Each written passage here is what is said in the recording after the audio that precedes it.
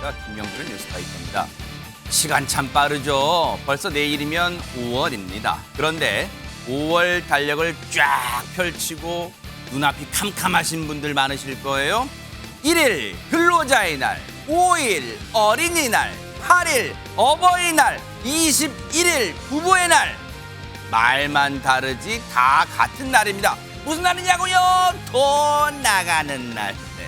게다가 계절의 여왕이라고 청첩장 주는 사람은 왜 이렇게 많은지요? 가정의 달에 가장의 어깨는 가장 무겁습니다. 미리 그냥 어깨 좀 주물러 주시자고요. 네네. 4월의 마지막 날 김명준의 뉴스파이터 본격적으로 시작해 보도록 하겠습니다.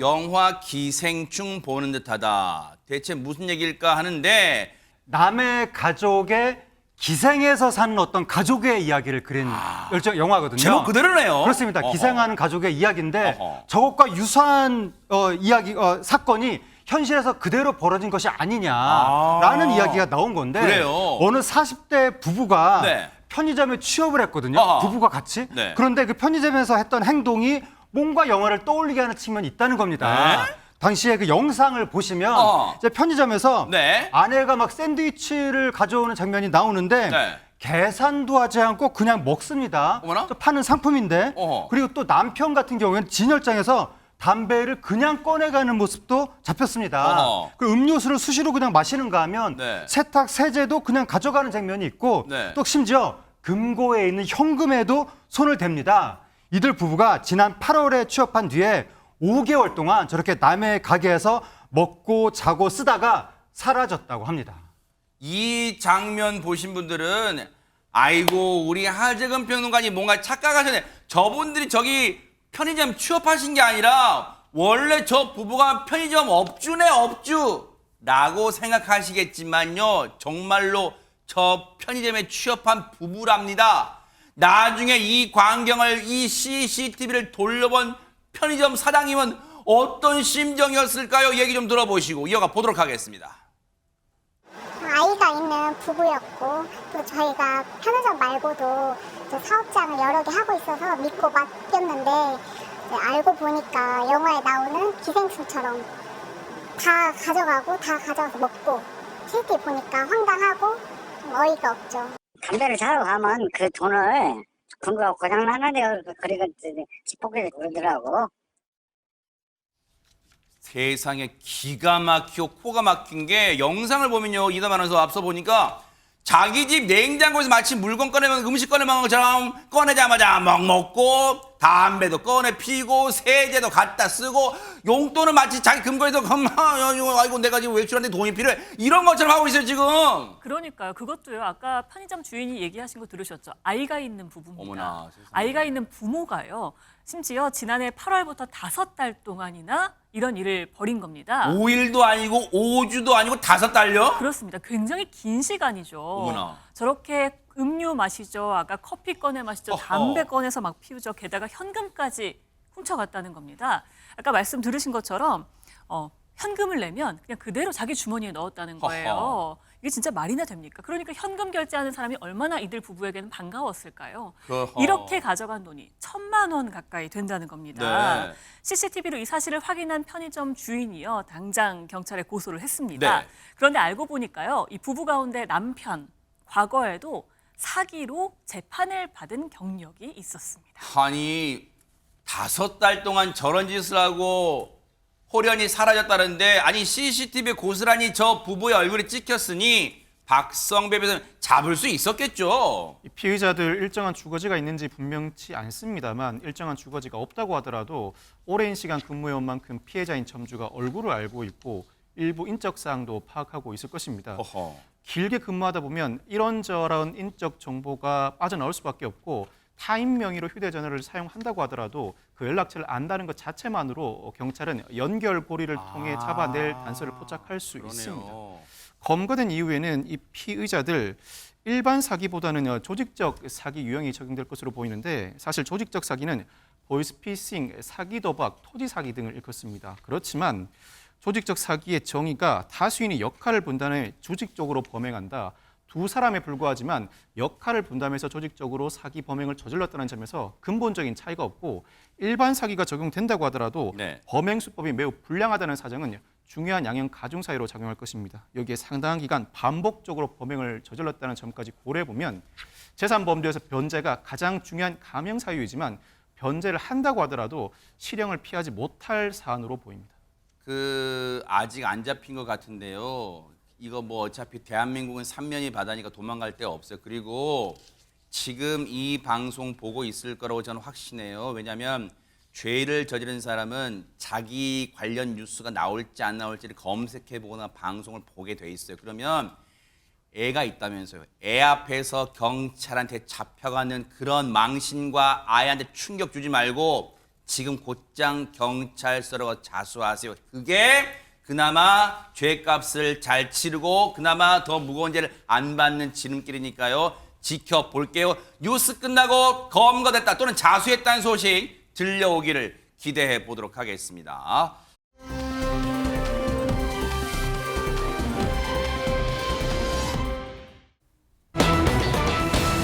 자, 사람이요 가장 절박한 순간에는 뭐 지푸라기라고 잡고 싶은 심정 뭐 그런 게 있잖아요. 하재근 평론가님. 특히 사람이 이제 아플 때 굉장히 아프고 뭔가 기존 의술로는 치료가 어려운 순간일 때 여러 가지 얘기들을 또 그렇죠. 듣게 될 때가 있거든요. 근데 2021년 10월 달에 한 80대 남성이 네. 직장암 환자한테 암세포를 소멸시키고 독소를 뽑아내는 방법이 있다. 라고 하면서 어떤 행위를 했다는 거예요. 어떤 행위를 했냐면 고추냉이하고 밀가루를 혼합한 반죽을 몸에 발라서 랩을 붙이고 어머나. 부항기를 이용해서 피를 뽑았다고 합니다. 세상에. 그러한 행위를 54차례에 걸쳐서 하고 2천만 원 정도를 받았다고 합니다. 어머나 이게 지금 듣고도 여러분 믿겨지세요? 근데 최정학님 고추냉이라면 우리가 이제 흔히 일반적으로는 와자로 시작하는 그 일본 표현으로 하는 거 있잖아요. 그게 이제 고추냉이인데 우리말로 그걸 지금 뭘 섞어서 바르고 온몸에 바르고 하면 암이 낫는다. 이게 이제 일반적으로 우리가 듣기엔 왜 그런 게 있어 할 텐데 혹시 암 환자분들은 이걸 뭔가 지푸라기 잡고 싶은 심정 믿으셨을까요? 이 암 환자들에게는 정말 절박한 심정으로 이거라도 해보자라는 마음이었었던 것 같습니다. 세상에. 이 의사나 한의사 등 의료인 면허도 없었던 이 80대 남성은요.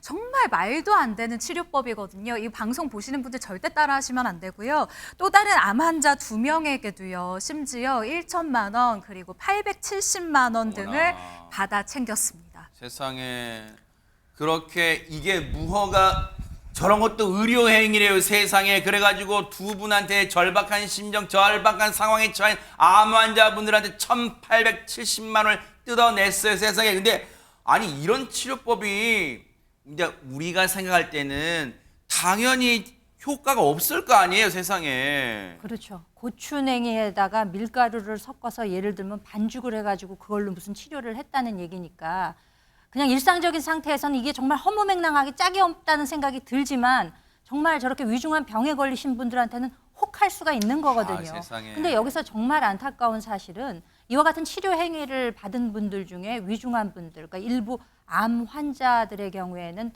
채 얼마 가지 않아서 사망한 경우도 있었다고 합니다. 세상에. 아니 근데 이렇게 되다 보니까 보세요. 남이 곤경에 빠진 거 특히 절박한 상황 그리고 뭔가 암울한 상황 희망이 안 보이는 상황 그럴 때 막 뭐에 의존하고 싶은 그 마음 이용해 악용한 거잖아요.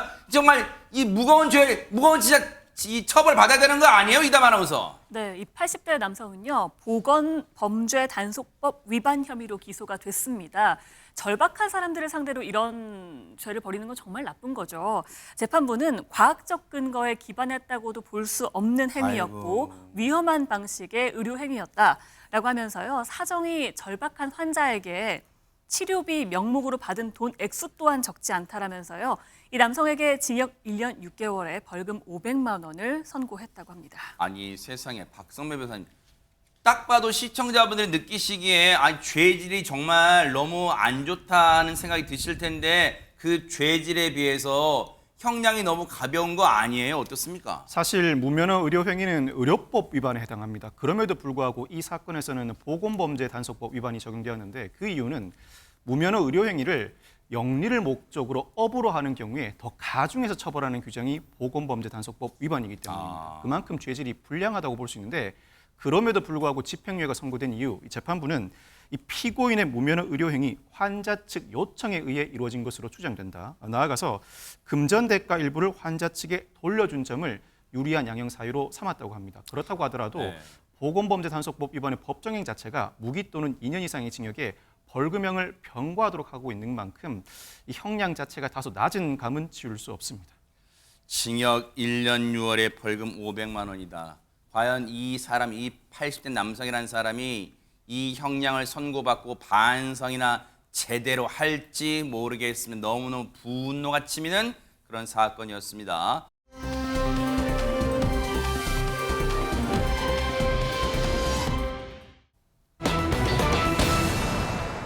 다짜고짜 이사비를 내놔? 이사비는 혹시 뭐 나라에서 주는 돈일까요? 이담 아나운서? 그러니까 전 이사할 때 어디서 돈 받아본 적 없거든요. 그러니까요. 근데 다짜고짜 어딘가에 가서 한 여성이 이사비를 내놓으라고 막 소리를 친 겁니다. 어허. 그래서 저는 이걸 보니까 이게 지난 12일 서울 강서구의 한 주민센터에서 벌어진 일이거든요. 이 영상을 봤을 때 뭔가 지금 이사비를 달라고 하는 사람과 그 앉아있는 사람과 뭔가 관계가 있거나 뭐 아는 사이인가 했더니 네. 그런 것도 아닌 것 하하, 같더라고요.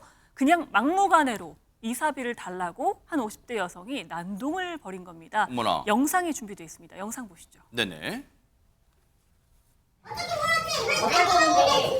아이고 여기 지금 소리 지르고 욕하면은 아이가 돼요? 진짜? 되냐고요? 잘 모르겠습니다. 불러.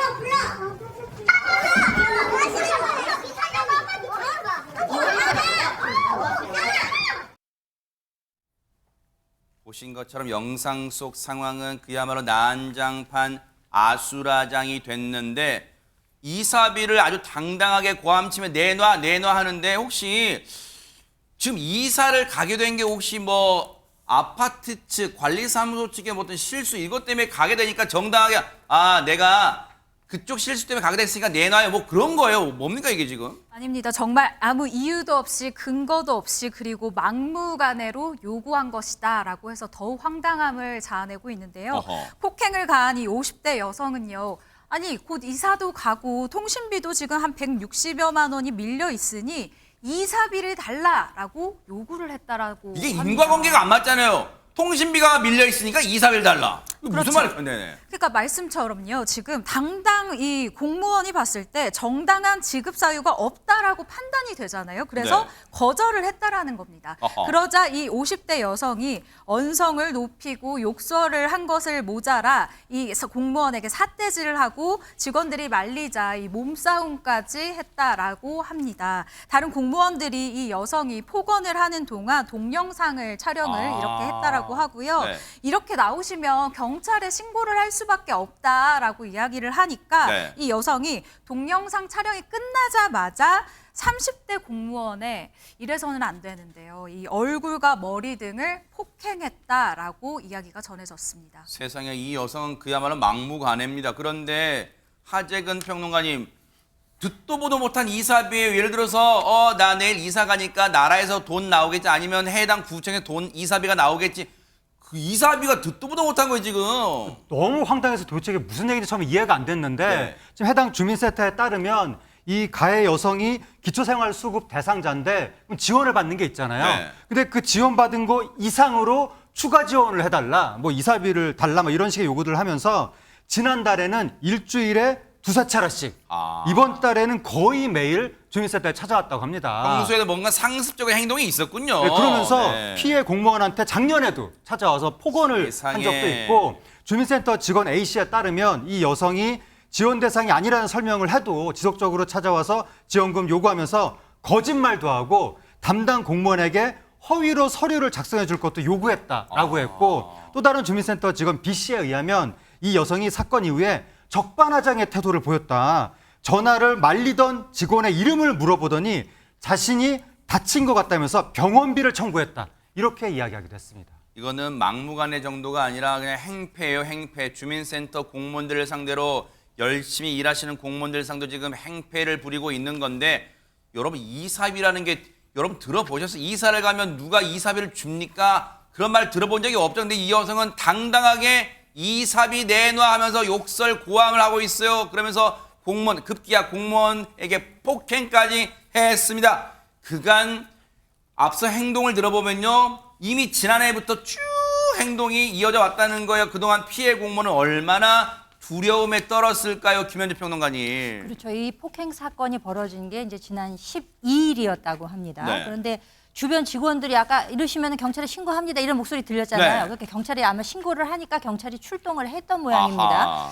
그런데도 이 폭행을 당하게 된 해당 공무원의 경우 이제 경찰이 만약에 무슨 어떤 조치를 취하게 될 경우 이 50대 여성이 나중에 또 찾아와가지고 자신한테 무슨 추가 보복을 하지는 않을까 굉장히 염려를 했던 모양이에요. 네네. 그래서 아유 저 이분 처벌 원하지 않아요라고 이야기를 했던 모양입니다. 세상에. 그래서 처벌 불원 의사를 확인을 하자 해당 경찰들은 아 그러세요라고 하면서 그냥 그 가해 여성을 훈방 조치를 하고 사건을 종결을 했다고 아유. 합니다. 그런데 그 이후에 이 해당 공무원은 아, 시간을 두고 생각하면 생각할수록 그때 이제 폭행을 당해서 아픈 것도 아픈 거지만 마음의 상처가 너무 컸던 모양이에요. 그래서 치료도 받고 심지어 출근도 하지 못했다고 아이고, 합니다. 세상에. 그러니까 이 공무원 노조에서 아 그러지 말고 이 경찰에 고발장 냅시다 막 이렇게 했던 모양이죠.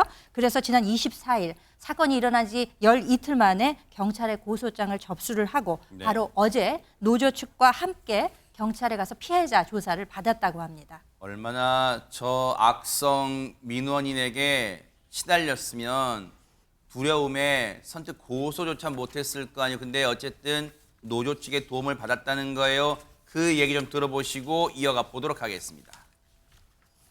정신적인 충격이 너무 크고 트라우마 때문에 그 민원 대응하는 업무 자체가 두려운 상태이기 때문에 출근해서 급한 일을 또 처리하고 다시 병가를 들어갔어요. 이 보복도 두렵고 트라우마 때문에 바로 고소를 못했고요. 그 직원이 출근한 날 직접 직원을 만나서 대화를 좀 했고요. 직원도 너무 억울하고 너무 힘들기 때문에 고발을 하고 싶다. 본인이 고소를 못하니까 노동조합에서 대신 고발을 한 거죠. 그런데 한 고비가 넘으면 또 한 고비 있다고 저 민원인이 어떻게 보면 또 이렇게 처벌받는다 하더라도 또 다른 저런 비슷한 민원이 없으란 보장이 없잖아요. 박성배 변호사님. 이 전국 공무원 노조 강서지부 부지부장에 따르면 폭행당한 직원뿐만 아니라 다른 직원들도 이 여성으로 인해서 많이 힘들어했다고 합니다. 아유. 이뿐만 아니라 바디캠은 주민센터 한 곳당 2개만 지급되는데 실제로 활용이 어렵다. 민원인 동의 없이 녹화하면 법적인 효력도 없다는 의견을 아이고. 내놨는데 실제로 이 부분은 논란이 있을 수 있을 것 같습니다. 사실 개인정보보호법에 따르면 영상 촬영 전에 그 촬영 사실을 고지해야 하는데 같은 공무원인 경찰 공무원은 늘 바디캠을 착용하고 곧바로 촬영을 시작하죠. 이때는 법적 논란이 없는데 그 이유가 상시 바디캠을 착용하고 있다는 사실 자체로 사전 고지가 이루어졌다고 평가를 받습니다. 네. 그런데 주민센터 공무원의 경우에는 상시 착용하고 있지 않다 보니 촬영을 시작할 때는 사전에 고지해야 하는 번거로움이 있고 이를 생략하면 법적 효력이 있을지 논란이 있을 수 있을 것 같습니다. 뿐만 아니라 올해부터는 각 주민센터에 안전요원이 배치되고 있긴 한데 예산 문제로 이 주민센터에는 아직까지 배치가 이루어지지 않았다고 합니다. 안전요원이 배치된다는 건 반가운 소식이지만 안전요원이 배치된다 한들 저렇게 막무가내로 정말 어처구니 없는 내용의 악성 민원을 하는 사람들을 또 왜냐하면 또 소면 이 제지를 하면 자기 몸에 손댄다고 또 고소한다고 할 거 아니에요. 정말 저런 악성 민원인 근절되기를 좀 기대를 해보도록 하겠습니다.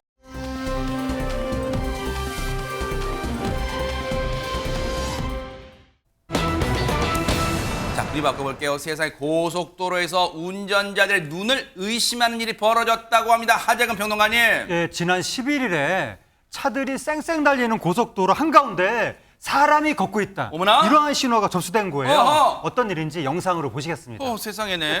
당시에 영상을 보시면 그 관제센터 CCTV가 계속해서 막 움직이고 있거든요. 뭘 찾고 있네요? 네, 뭘 찾고 있는데 바로 어머나! 중앙분리대 쪽에서 걸어가고 있는 저 여성을 찾기 위해서 CCTV가 움직였던 겁니다. 사람입니까? 사람입니다. 어머나네. 저 여성의 바로 옆으로 차들이 빠르게 달려가고 있는데 어허. 상당히 아찔해 보이는데 대체 무슨 일이 벌어진 것일까요? 아니 저기는 누가 딱 봐도 상식적으로 최장학 기자님 저기는 사람이 지나다녀서는 안 되는 곳이잖아요. 그렇습니다. 자칫하면 정말 큰 사고로 이어질 수 있는 아주 아찔한 이 영상이었는데요. 세상에. 이 여성을 구조하기 위해서 바로 이분들이 나섰습니다. 영상 함께 확인하시죠. 아하, 누굴까요? 네.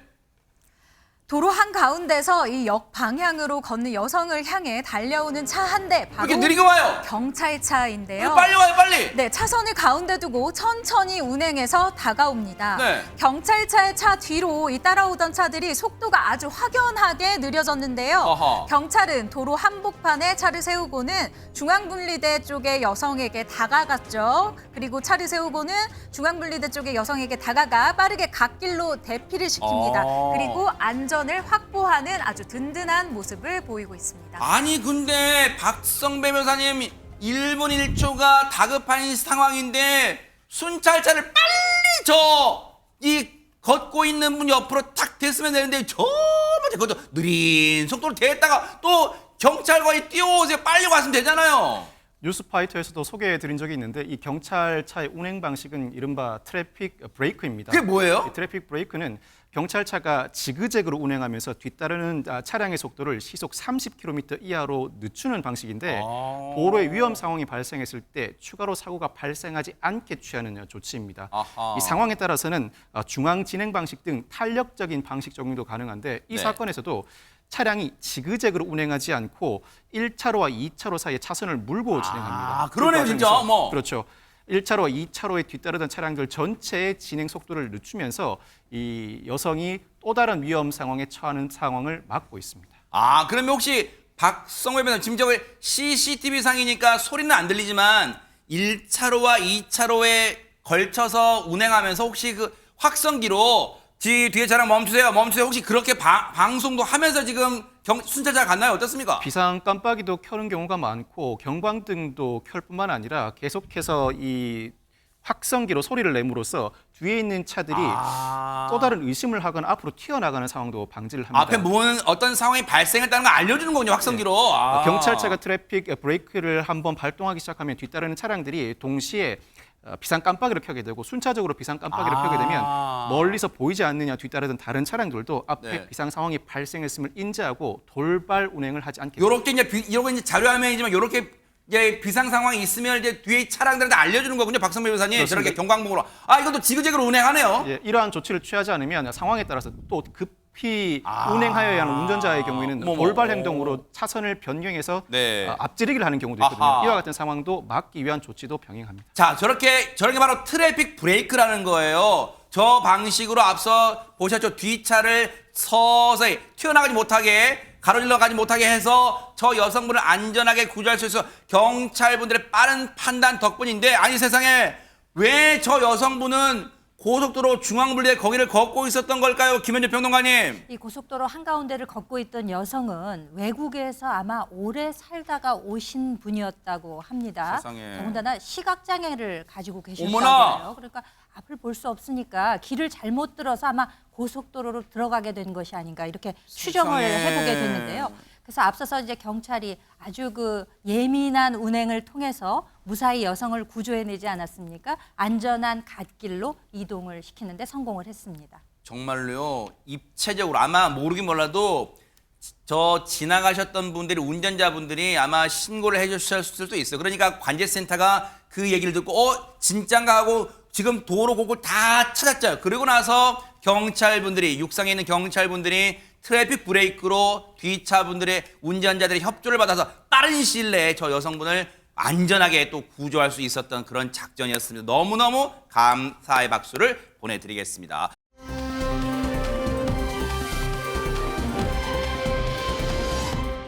자, 그런가 하면 이곳저곳에서 정말 많은 일들이 일어났는데요. 첫 번째 소식은 우리 이담 아나운서가 준비하고 있습니다. 네, 보통 뭐 어느 나라로 가볼까요? 하면은 저희가 나라박 소식으로 전해드렸었는데 그래, 맞아요. 오늘은 국내 소식입니다. 아하. 동작구에서 있었던 일인데요. 네. 좀 어이가 없습니다. 왜요? 영상으로 바로 보시겠습니다. 허허. 한밤중에 경찰서 앞에 나타난 한 차량 입구 앞에서 전진을 했다가요. 후진을 했다가 안으로 들어오려는 것 같긴 한데 참 쉽지 않게 잘 못 들어오다가 결국 저기다 저렇게 이상하게 주차를 합니다. 그러니까요. 그 모습을 의문스럽게 쳐다보는 이 남성, 근무 중인 경찰관이죠. 주차 후에 경찰관에게 다가간 운전자, 알고 보니까 잃어버린 휴대전화를 찾으러 온 거라는데요. 잠시 뒤에는요, 경찰관 얼굴에다 후 하고 바람을 부는 모습입니다. 경찰관 눈에 그런 거 있잖아요. 눈에 들어가면 여기 눈에 뭐 들어가니까 후 좀 해주세요. 뭐 그런 거 있잖아요. 그래서 다정하게 후 했을까요? 왜 그랬는지 얘기 좀 들어보시고 이어가 보도록 하겠습니다. 남성분이 휴대폰을 찾으러 왔다길래 잃어버린 분이겠거니 생각을 했죠. 얼굴이 좀 붉게 변해져 있더라고요. 신분증하고 휴대전화 받고 후 한번 뱉어봐라고 그분한테 말을 하니까 깊은 숨을 안 내쉬고 떨음치면서 약간 가볍게 후 하더라고요. 그래서 한 번 더 깊게 내쉬라고 하니까 그때 알코올 냄새가 조금 많이 났습니다. 어쩐지 경찰분이 후 무슨 애정 표현도 아니고 후 해보라고 하니 이유가 있었네요, 박승만 변호사님. 정문에서 근무하는 경찰이 남성과 대화를 나누는 과정에서 얼굴에 붉은기를 감지하고는 술을 마시지 않았나 궁금증이 생겼습니다. 그래서 후하고 물어보게 했던 것인데 그 이전에 이 남성은 술을 마시지 않았다고 잡아뗐다고 합니다. 후하고 분 이후에 음주운전을 확신한 경찰, 먼저 이 남성의 차량 열쇠를 확보하고 담당 경찰의 지원을 요청합니다. 음주 측정을 해본 결과 아니나 다를까 면허 정지 수준이었습니다. 이 남성 현장에서 체포됐고 도로교통법 위반 혐의로 입건됐습니다. 그래요. 차라리 잘 된 거예요. 저 상태로 제 발로 경찰서로 찾아와서 그나마 음주운전이 걸린 게 다행이지, 만약에 저 상태로 온 천지를 돌아다녔으면 정말 큰일 본인의 생명도 위험할 뻔했어요. 그나마 이번에 달게 처벌받고 반성하기를 바라겠습니다. 자, 이렇게 예리한 경찰 덕분에 큰 음주운전 피해를 막을 수 있었는데,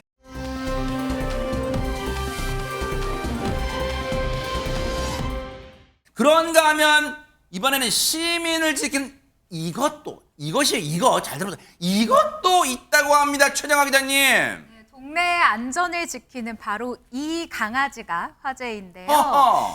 사진을 보시면 깜짝 놀라실 거예요. 영상을 보시고. 어머나! 아주 앙증맞은 포메라니안 한 마리가 저녁 산책을 나온 모습인데요. 그런데요, 이 강아지 단순하게 산책을 나온 게 아니라요. 네. 동네 순찰입니다. 뭐라고요? 이 작고 귀여운 강아지가 무려 이 성동구에서 정식으로 임명된 순찰견이라는 사실인데요. 이 소식은 바로 어제예요. 이 성동구청장이 본인 SNS에 저 이런 거 혼자 보는 매정한 사람 아닙니다 라면서 이 호두라는 이름의 강아지 사진을 올리며 더욱 화제가 됐습니다.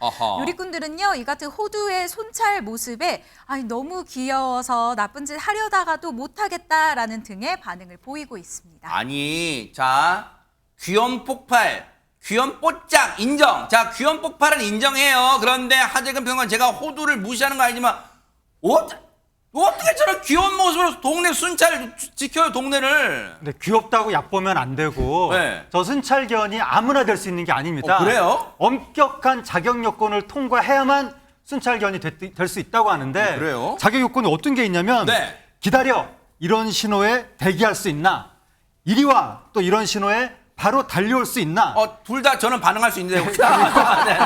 네. 낯선 사람이 다가와도 침착할 수 있는가 등등등 이런 식의 자격 요건이 있는데 이게 대기 중 심사 40점, 실기 심사 60점 이렇게 구성된 평가 점수가 있는 거예요. 여기서 70점 이상을 받아야만 통과할 수 있는데 통상적으로 한 60%에서 70% 정도가 합격한다고 합니다. 지금 올해 전국에서 약 1,700팀 정도가 반려견 순찰대로 활동할 예정이라고 합니다. 우리 호두 보니까 또 든든하네요. 그런데 꼭 호두가 맹활약하지 않아도 이 안전하고 평화로운 성동구가 되길 또 기원해 보도록 하겠습니다.